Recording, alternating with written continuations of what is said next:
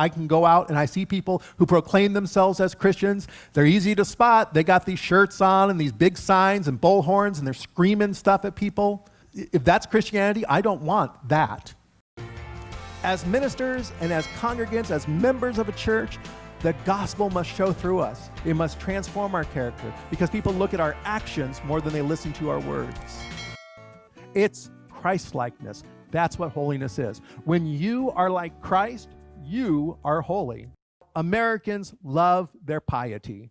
It's the outward trappings of Christianity. Oh, the Puritans were great at it. Our early Methodists were great at piety, right? We love our piety, acting all churchy. There, of course, was shame and shunning because Christians were accused of being bad citizens of the Roman Empire. In fact, when Rome fell, it was blamed upon the Christians. It's because of you Christians, you turned away from our gods. You didn't take care of them. And so they have turned their backs on us, and that has allowed the Roman Empire to fall. That sounds so familiar to me today as I hear modern day evangelists say, well, Americans aren't serving God and he's making America fall. He's punishing America. It wasn't true then and it isn't true now. Paul and Silas had been run out of the city because they were considered not only bad Roman citizens, but as sort of fermenting unrest.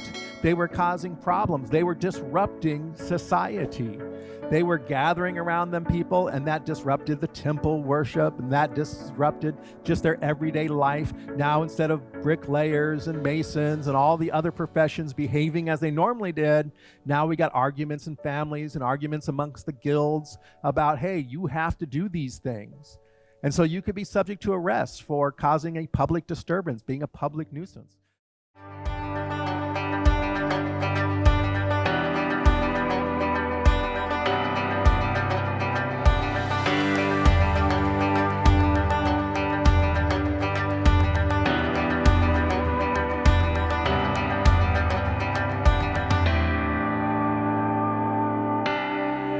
Good morning, Open Door Ministries, and to all our friends and family on Facebook and YouTube. It's good to be together again this Sunday in this forum.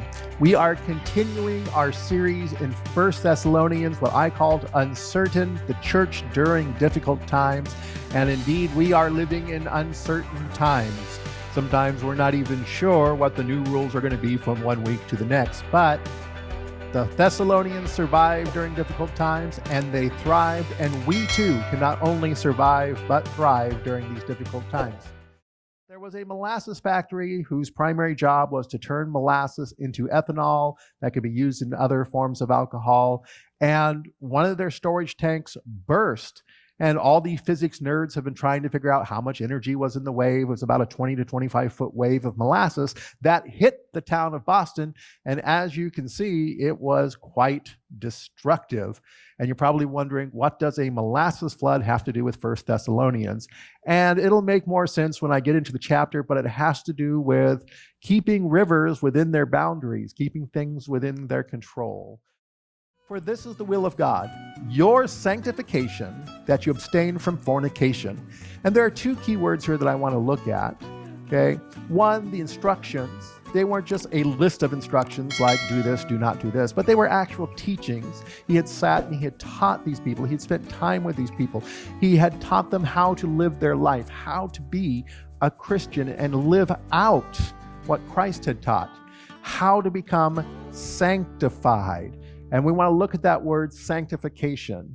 Now, sanctification has sort of two different meanings to it. One is about the process of sanctification, the process of becoming more and more like Jesus. And this is what Paul is encouraging them on. Press on, carry on, keep going, keep doing what you're doing, keep following through on the sanctification. Every day become more like Christ. The other meaning of sanctification is at the end of the journey, where you are finally broken away from all things of this world, and that you are finally made into the image of Christ. And we will not see that until the day that we cross over at the end of our lives, will we experience that final sanctification. But Paul is encouraging them in this process. Keep doing what you're doing.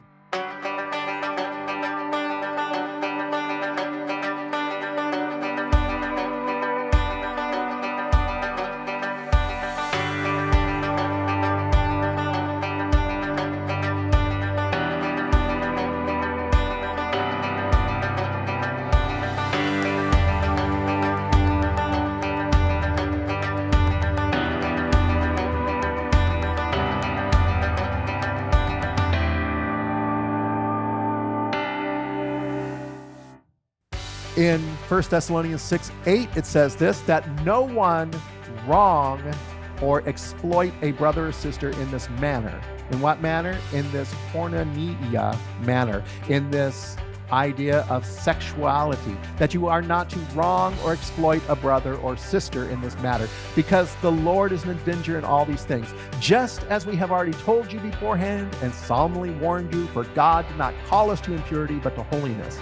Therefore, whoever rejects this rejects not human authority, but God, who also gives you his Holy Spirit to you. Paul is giving him a very strong warning. We've already told you, do not be involved in these things. And to reject this is to reject your holiness, this sanctification, this setting apart, this moving away from the worldly ways into the kingdom of God, this becoming more and more like Christ. You are rejecting this if you involve yourself in all of these things. Do not wrong or exploit a brother or sister in this matter. And it's really, again, setting this into the connotation of a loving relationship. You've learned to love each other, push forward, carry on, love each other more. Now make sure that you are carrying it on in this particular context. 1 Thessalonians 9, verses 9 through 12, this is what it says. Now concerning love of the brothers and sisters, you do not need to have anyone write to you, for you yourselves have been taught by God to love one another, and indeed you do love all the brothers and sisters throughout Macedonia. Paul is reemphasizing, you guys are doing great, you're loving each other. Yes, I'm coming down pretty heavy-handed on this whole sexuality thing, but I just wanted to remind you, and let's keep it in this context of love. Everything in the context of love. But we urge you, beloved, to do so more and more. Carry on, keep going, to aspire to live quietly, to mind your own affairs, and to work with your hands as we directed you, so that you may behave properly towards outsiders and be dependent on no one. And then Paul sort of closes up this section of chapter 4 with a few reminders of what he taught them to do, and we'll take a look at that. So again, context of love. Love one another. Everything we do is in this context of love for one another. And he says this, and again, this brings us to the idea of worshiping God by living out what he teaches us. How do we live this out in our own life?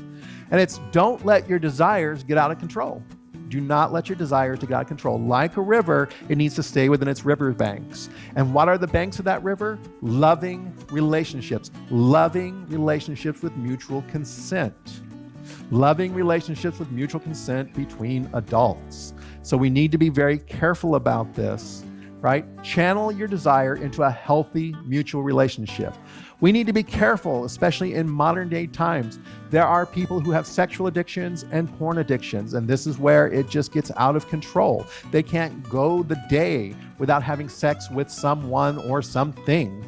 And so these are people who need actual treatment. This is not a problem the church can solve. I can't just lay hands on you and pray that it's going to go away. You need actual treatment. So if you find yourself in sexual and porn addiction, you need to find someone in psychiatric or psychological help who can help you with this kind of addiction, right?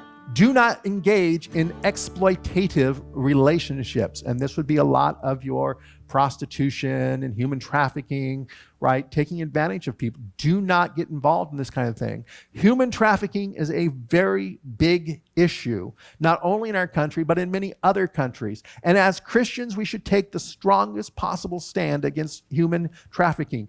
It exploits another human being, but more than that, it's one of the most violent things that can happen to another person. To have their body physically violated by another person to satisfy that person's wants. It's a betrayal of trust, and there is no love involved in it whatsoever. This is in no way, no shape, no form a loving act, and that is what makes it immoral. And human trafficking needs to be stopped, and I encourage you, whatever you can do to cease human trafficking, do it. We need to be careful with our children, our teens, and our minors. You know, I have seen oftentimes, especially online, all kinds of bizarre, diverting arguments. Somebody will say, well, that guy, you know, he molested a teenager. He's a pedophile. No, he's not a pedophile. He's an ebophile or a hebephile or whatever the technical term is.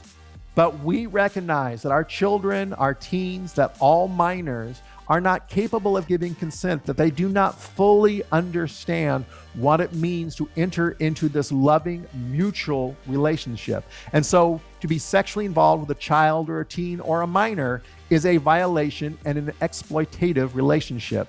And we should not in any way, any shape, condone it. We must condemn it for what it is. It is sexual immorality.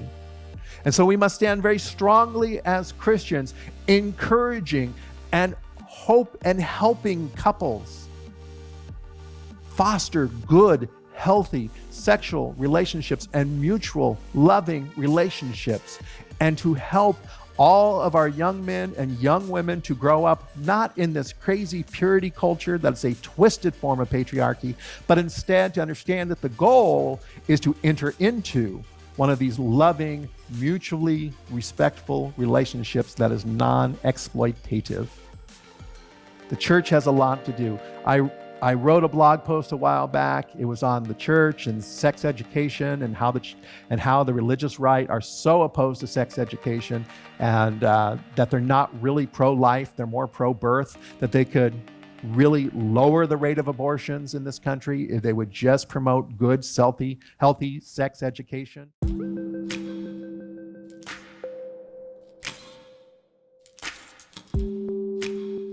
Evangelicals really aren't pro-life. In the late 1970s, abortion became the wedge issue that they used to create their political machines. They labeled themselves pro-life, but are they really? They claim that they want to end the tragedy of abortions, and they have worked fervently to create state laws that limit abortions, and they back political candidates who are pro-life. They are willing to overlook the racism, the bigotry, even the criminality of a candidate as long as they call themselves pro-life. However, maybe we should look at a few facts. The United States has one of the highest teen pregnancy rates of all developed countries in the world. It is 72.7 out of 1,000 girls ages 15 to 19. Now, these numbers come from a research study called Abstinence Only Education and Teen Pregnancy Rates, Why We Need Comprehensive Sex Education in the United States. You can look up that research online. We'll put a link to it on there for you. What the article points out is this, that abstinence only education correlates with higher teen pregnancy rates. And of course, evangelicals push abstinence-only education. They believe that if you talk about comprehensive sex education or provide access to birth control, that it will actually encourage teenagers to have more sex. That is why they push this abstinence-only education, which is pushing up teen pregnancy rates. If you look at the Netherlands, which has one of the lowest teen pregnancy rates in the developed world, 11.8 per 1,000 girls of reproductive age, what you find out is they have comprehensive sex education, comprehensive family planning, and comprehensive access to birth control. In fact, the Netherlands also has one of the lowest abortion rates in the world, 5 to 7%, which is much lower than what we're doing here in the United States. Understand this, evangelicals who are supposedly pro-life and oppose abortion, oppose the very programs that could lower the abortion rate here in the United States. If evangelicals would simply support comprehensive sex education and access to birth control, the abortion rate would drop. Why don't they do it then? They don't, because controlling the sexual behavior of women is more important to them than controlling the abortion rate. They use the lie that sex education and contraceptives encourage teen sex and will cause teens to have more sex. Yet, they are unable to prove with any research or any numbers or any statistics that there is a correlation between sex education and teen sexual activity. Let's face it, teens are going to have sex. At my Christian high school, teens were having sex despite our abstinence-only sexual education. I remember that one couple in my high school ended up getting pregnant because they tried to use a sandwich bag as a condom.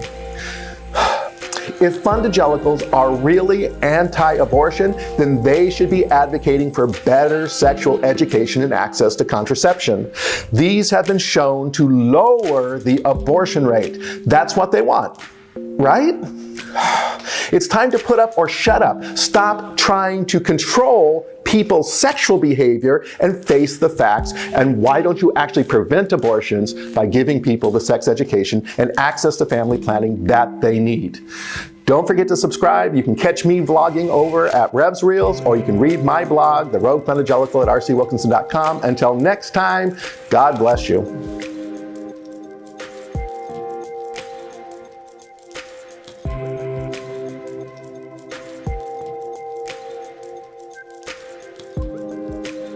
And you can find a link to that blog. I'm sure Deborah will put one up for you. But that makes an excellent read. But we need to raise up and train up our children and our teenagers, our young men and our young women to understand that the goal is healthy, sexual, mutually non-exploitative relationships. It's not just avoiding sex altogether. It's not denying that they have these feelings, but helping them find these non-exploitative relationships. In the last couple of verses, he reminds them of what he taught them. He says, I want you to live quietly, mind your own affairs, and work with your hands. Now, the live quietly and mind your own affairs is really just strive for good interpersonal relationships. Strive for good interpersonal relationships. Live quietly. You know, I've seen so many times in churches and other organizations, usually where a lot of the friction comes from is one person is feeling, I need to be recognized and I need to be the center of attention and I want to be acknowledged and everybody pay attention to me. And that just causes friction within the church. Or mind your own affairs. Oh, yeah, church gossip. Sticking our nose in everybody else's business, wanting to know what's going on with everybody else instead of paying attention to your own business. These are not things that foster good interpersonal relationships. These are not things that foster loving relationships with each other. This is not loving each other. You know what? Live quietly. Don't seek to become the center of attention. Mind your own affairs. Just keep your nose out of everybody else's business. You got enough things to worry on your own. Pay attention to your own life. And these are things that just kind of promote these good, loving relationships. But the last one, work with your hands. We can look at this in two different ways. Okay, one is support yourself with legitimate work. Now, there may have been, if we tie this to the previous verses that we've been reading, that there may have been some people in the Thessalonian church who had gotten involved in prostitution, that they needed money, and so they were allowing themselves to be prostituted, and they were gaining money by working as prostitutes. And Paul is calling them away from this. Work with your hands. Do something that's skilled labor. Don't get involved in prostitution. Or this may be tied to the verses that are coming. In the second half of Thessalonians, Paul is going to be talking about the return of Jesus, the day of the Lord. Now, one of the problems that happened is that many people, every generation that the church has existed, believe that the Lord is returning soon. And if, like me, you were around in the 1970s, it was a big push in the 1970s that it was any day now. The Lord can come back any day now. His return is imminent. It's going to happen. Look at all the signs. I have survived so many predictions of Jesus coming back, that the rapture or Jesus coming back is going to happen any day, and here's a date, and there's another date, and here's another date, and they've all been wrong. They've all been false. And for the last, 50 years now, I've heard over and over again that it's any day now. And I'm like, I'm having a hard time believing it's any day. But part of the problem about the day of the Lord coming up is that some people are like, well, if he's coming up, I don't need to work because he'll be back very soon, right? So I don't need to build a business or put away savings for my old age because I'm not going to get to old age because he's going to come back and then it'll all be over. So it may be tied to that. But what he's saying is support yourself with legitimate work and don't refuse to work because the end is near. So depending on whether it ties to the previous verses or the verses after it, or it serves as a transition, work with your hands. We should be doing what we need to be doing. Carry on. Keep calm. Carry on. We have things to do. We have work to do. And whether Jesus is coming back tomorrow or Jesus is coming back in 1,000 years, it doesn't matter. You keep doing what you're supposed to be doing. Support yourself. Do the work. It can be kind of difficult. One last picture for you. This one says, love is love. I was reading an online article the particular individual was very upset by this phrase, love is love. Oh, that totally destroys the idea of, Christian love. I mean, what are we? We're going to start, allowing people to have, love with an animal. Are we going to bless that relationship? Of course not.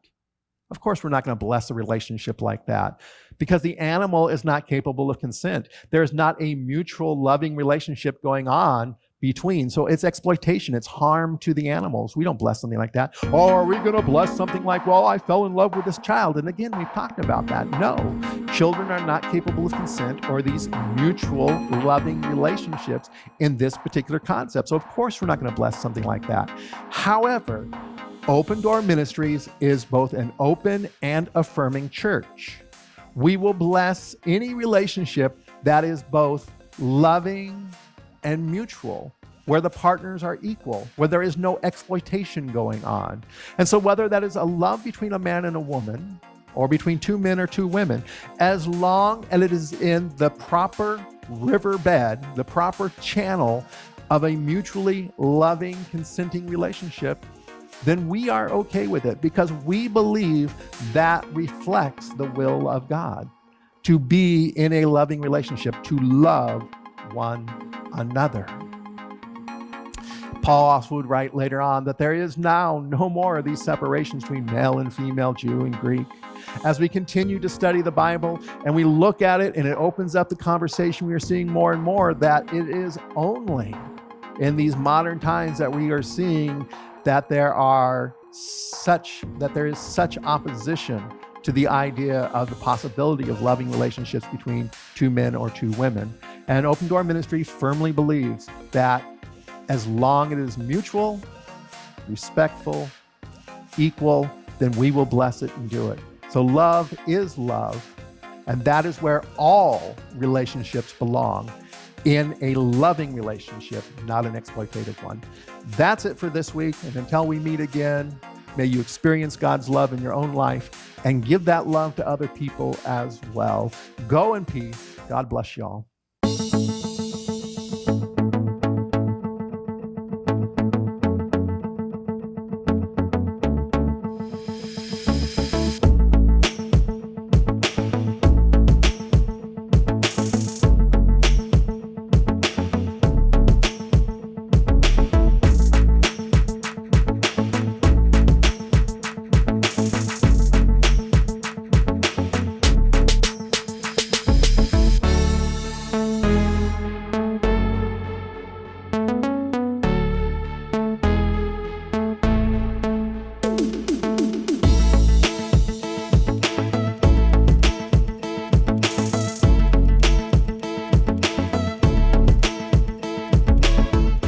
And perhaps the idea of uncertain really applies to this week's message and next week's message, because we are talking about the second coming of Jesus and what will be happening and when that will be happening. And if there's anything more uncertain for the church, it's probably things having to do with the Lord's return. One of the questions was, well, you told us that if we become Christians that we're going to go to heaven with Jesus, but some Christians have died. Verse 17, and this is one of those really tricky verses. We've got to put this verse back into context. So I'm going to spend some time putting verse 17 in context, looking at four particular words that we need to look at to really understand this verse.